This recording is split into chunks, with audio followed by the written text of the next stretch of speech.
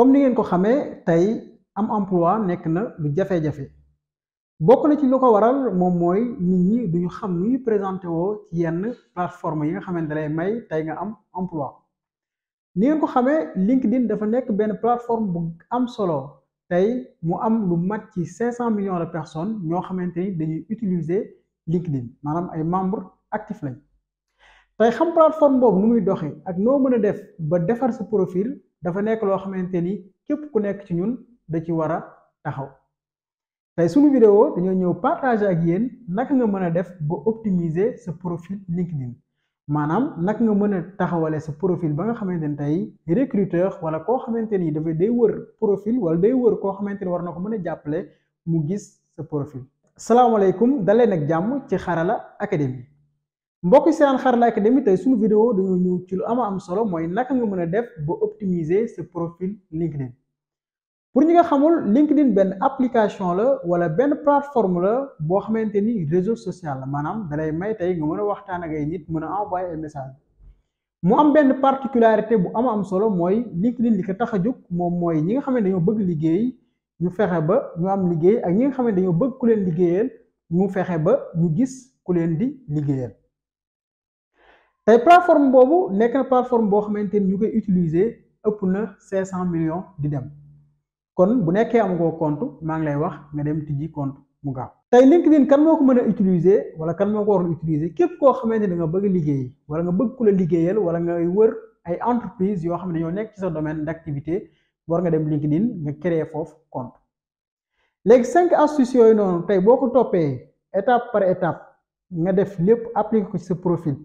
du yàgg tuuti nga gis ku la contacter wax leen dafa am soxla ci yow wala dalaa soxla woon. parce que astuce yooyu nekkul loo xamante ni juste ay astuce générale la ngay fekk ci internet bi wala loo xamante ni ñëpp dañ koy wax waaye dafa nekk ay astuce yoo xam astuce pratique la ci expérience lañ ko jëlee te tamit tey ñu bëree bëri def nañ ko te gis nañ ci ay njariñ di leen wax ngeen partager vidéo bu baax a baax astuce yooyu bis njëkk moom mooy lan mooy nga am photo profil bu leer sa photo yow parce que tey boo xoolee ci réseaux sociaux yi ñu bëri ñi mën nañ def ay photo politicien ñi def ay photo sëriñ ñi def photo leneen waaye tey bu nekkee da nga bëgg am emploi nga nekk ci LinkedIn lu ñu lay gën a conseiller moom mooy nga def sa photo profil te photo boobu nag bu mu nekk benn photo bu fulu abal téléphone wala wutal sa xarit boo xamante ni am na téléphone bu leer mu photo la nga def sa photo profil donc loolu mooy bu njëkk bi li nga war a njëkk def moom mooy lan nga changer sa photo profil def fa photo bu leer nañ. deuxième astuce moom mooy lan mooy ci sa profil nga am benn titre boo xamante ni bu leer la tamit parce que tey da nga gis ñu bëri seen LinkedIn boo xoolee par titre bi day nekk foo xamante ni day vide wala lu ñu fay def mooy étudiant kese wala ñu def ci développeur kese non soyez précis bu ngeen def seen profil maanaam tey bu ngeen def benn titre bon comme man personnellement boo duggee ci sama compte LinkedIn la ngay njëkk gis foofu noonu. première mooy fondateur de Xarala bon deuxième mën nga wax développeur beneen bis topp titre bu am solo mooy former les meilleurs talents tech de l'Afrique maanaam tey boo demee sama profil rek da ngay xam man lan mooy sama mission wala lan mooy sama vision la loolu lu am solo la mooy titre bi tey mën nga wax je vous aide à créer de meilleures applications je vous aide à obtenir des clients sur Facebook wala je vous aide à obtenir de meilleurs résultats sur Google donc loolu dafa nekk benn titre boo xamante nit ki boo gisee rek tag day taxaw daane xaaral ma xool yi des ci profil bi donc loolu am solo la mooy am leen un titre percutant maanaam titre boo xamante nit ki bu ko liiree rek day sawar a xool sa profil day sawar a xool li ci des loolu c'est important. troisième astuce bi moom mooy lan mooy compléter les autres parties maanaam parties yi nekk sa profil yëpp compléter leen jëlal sa temps. partie about bi foofu tamit c'est très important mooy da nga war a résumer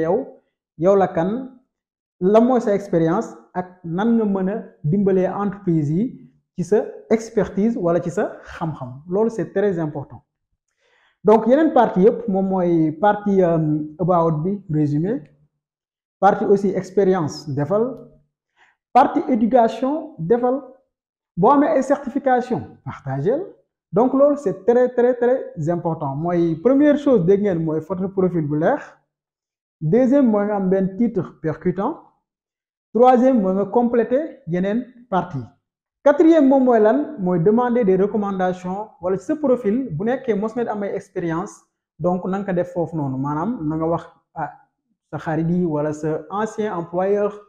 nga ne ndax mën nga recommander yenn profil yi nga yenn compétences yi nga xamante ni yow am nga ko donc loolu c'est très important ngeen war ko def mooy nga def ay boo amee ay recommandations ñu daal la koy defal donc loolu c'est très important. cinquième bi moom mu nekk lu am solo mooy nit ki tey bu duggee sa profil LinkedIn d'habitude lu ñu koy wan mooy say activité donc foog nga choisir say activité ngay wax loo xamante ni sa domaine la nekk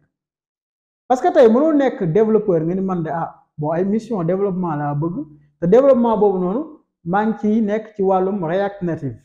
donc tey lépp loo xamante ci écosystème la lépp loo xam ne wax ci React Native yow war nga nekk à jour war nga ko j'aimer war nga ci commentaire bu nekkee da nga ci am xalaat war nga tamit di partager mu nekk loo xamante ni lu am solo la mu nekkoon 5 astuces yoo xamante ne bu ngeen ko appliquer ci seen profil LinkedIn